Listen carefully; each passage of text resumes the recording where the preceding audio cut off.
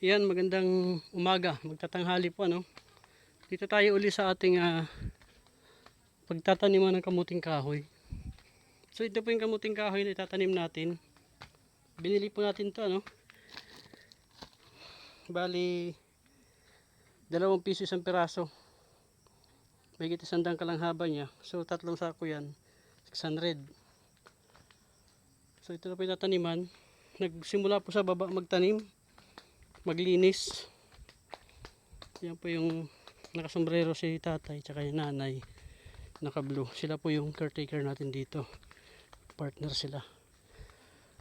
So ito po yung tataniman. Nasimula yung unti-unti na po nila ano. Ito yung yan yung mga tataniman, ilalagay na lang siya. Doon sa baba mayroon na siya, yung una namin nun dinala na kapiraso, tinanim na dito sa baba. So yung unti-unti lang nila paakyat, dilinisan nila ito hanggang doon. So yun, marami yun. Siguro sunod na balik ko dito,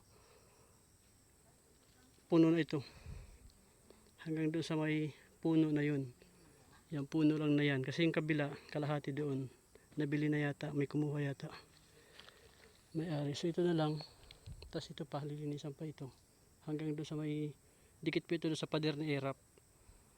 So dito muna tayo sa gitna, ito muna ang uunahin. Yan, dyan po. So okay po ito, simula na tayo. Salamat sa Panginoon, nakasimula na at makakapagtanim na tayo. So ngayon ay August, September, October, November, December, January, February, mga 6 to 8 months. February, March, April, siguro April natin to anuhin. Pagpalain ng Panginoon ito, ang lupa, palain ng Panginoon, at maging maganda ang ani, maging maganda ang laman. Amen. Para ito ay malaking tulong po ano. 3 kami dito na nag-share dito sa pagpapatanim.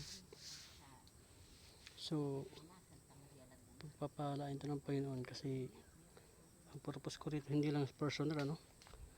Ito ay tulong na rin natin to para may budget tayo pagka okay na para sa mga church missions. Ito natin kukunin.